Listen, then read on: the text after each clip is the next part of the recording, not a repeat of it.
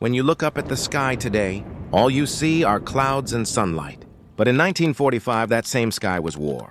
And one man soared through it, not for glory, but for those who couldn't.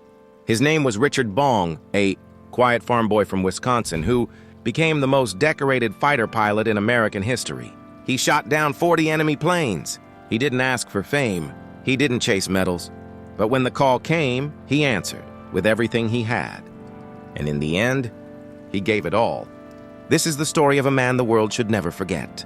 In the snow-covered town of Poplar, Wisconsin, the air in 1941 carried a chill, but it was nothing compared to the fire burning inside a young man named Richard Bong.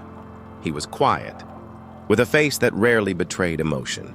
But behind those still eyes burned the heart of a warrior, one who would go on to become America's greatest fighter pilot.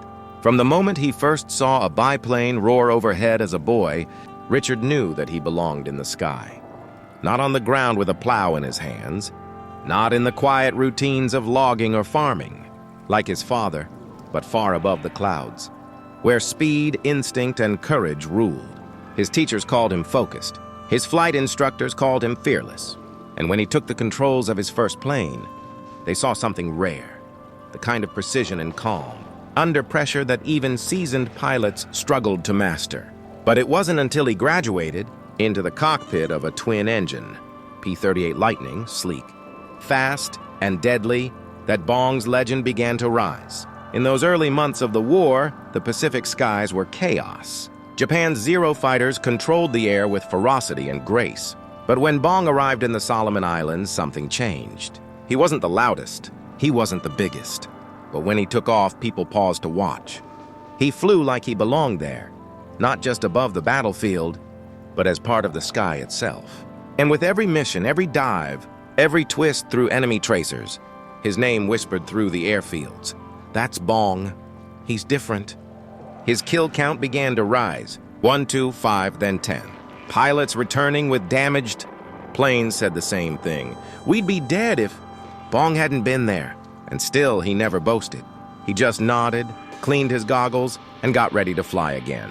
Because for Richard Bong, this wasn't about glory. It was about the boys and the bombers who needed a shield. It was about the sky and the honor of defending it. And for him, the war was just beginning. The Pacific sky that morning was painted in brilliant orange and blue, the kind of beauty that almost made a man forget he was flying into death. Captain Richard Bong adjusted his grip on the throttle of his P-38 Lightning, his eyes scanning the wide expanse of open sky beyond the Solomon Islands. Somewhere up there, maybe behind a cloud, maybe already diving down, were the enemy. He didn't need radar. He didn't need warning. He could feel it in his bones, the way a storm is felt before it's seen. Then came the glint of sunlight on steel. 4 zeros, slicing through the heavens in tight formation. Bong didn't flinch. He didn't radio for help. He simply tilted his plane into a hard roll and dove. The scream of engines, the whip of wind, the blur of tracer fire. The sky became a ballet of death, where inches decided fate. Bong moved like instinct made flesh. He banked low, firing a precise burst that tore through the first. Zero's wing sending it spiraling into the ocean like a broken star. The second Zero latched onto his tail, bullets lacing the air behind him, but Bong didn't panic. He dipped, then pulled into a climbing loop that put him directly behind his enemy. One short burst, another flame blooming in the sky. For most men, the third and fourth enemies would have been impossible. Too much strain, too much fear. But Bong wasn't like other men. He moved with a calm aggression, a smoothness that made others think he was born in the cockpit. When the last Zero turned to flee, Bong could have let him go, but he didn't. He pushed the throttle and chased the fighter deep into the clouds, never speaking, never hesitating, until he fired the final shot that sealed the dogfight. When he returned to base, fuel nearly gone and sweat pouring from his brow, the ground crew gathered around him. They looked at the bullet holes in his wings, the blackened soot around the barrels, and they asked, "How many this time?" Bong simply shrugged as if numbers didn't matter. 4, he said quietly. And then he stepped down from the plane and walked away, like it was just another day, another sky, another mission. But the war knew his name now. And so did the enemy. By mid-1944, Richard Bong was more than just a pilot. He had become a living myth. Posters bore his face. Radio announcers told tales of his dogfights with awe and reverence. The War Department called him a hero, but Bong remained the same quiet Wisconsin boy beneath his flight jacket, humble, restless, and uncomfortable with all the attention. He didn't want parades or fanfare. He didn't even care for medals. What mattered to him were the boys still flying into fire, the crews who looked to the sky praying they'd make it home, and the whispered gratitude of a fellow pilot who'd say, "You saved us, Rick." The U.S. government eventually ordered him home, not out of ceremony, but out of fear. Fear that if he kept flying, America might lose its greatest ace. He had already downed 40 enemy aircraft, shattering every record the military had kept. So when they told him to stop flying combat missions, he obeyed, but part of him never landed. They gave him a desk job, speeches, appearances, a presidential medal. He even shook hands with General MacArthur and posed for cameras. But behind his modest smile was a man who missed the sky, missed the throttle in his grip, the hum of engines, the rhythm of battle. He married his sweetheart, the beautiful Marjorie Vattendahl, in a small ceremony filled with quiet joy. They spoke of the future, of peace, of children, of a life where he wouldn't have to carry the weight of war.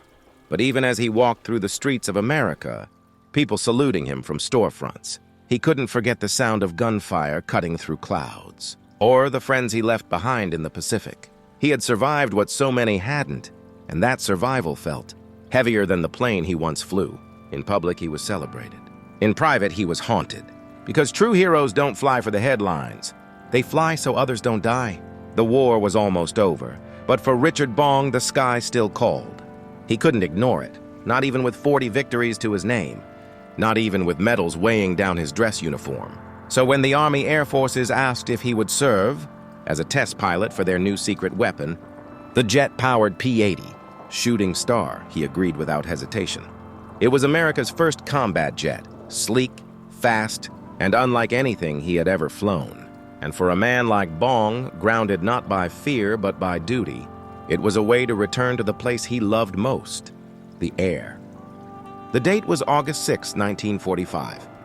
The same morning the world would learn the name Hiroshima. As the first atomic bomb fell halfway across the globe, Richard Bong climbed into the cockpit of the P-80 at Burbank, California. No trumpets, no fanfare, just him, the machine, and the open sky ahead.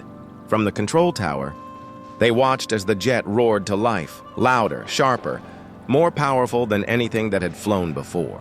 Bong took it into the air, steady hands guiding the untested aircraft. But moments after takeoff, something went wrong. The engine stuttered. Smoke trailed behind the fuselage. Witnesses on the ground saw the plane dip, then spiral. Bong tried to eject, but the system failed. In seconds, the aircraft crashed into a narrow field below. There was no explosion, just silence. The kind of silence that follows when something sacred is lost. America's greatest pilot, the quiet farm boy who flew through hell and back, was gone. No enemy had claimed him. No bullet had found him. It was a test flight, a machine failure, a twist of fate. And yet, the nation mourned like it had lost an army, for in many ways it had. Richard Bong had carried more than a cockpit and a set of wings.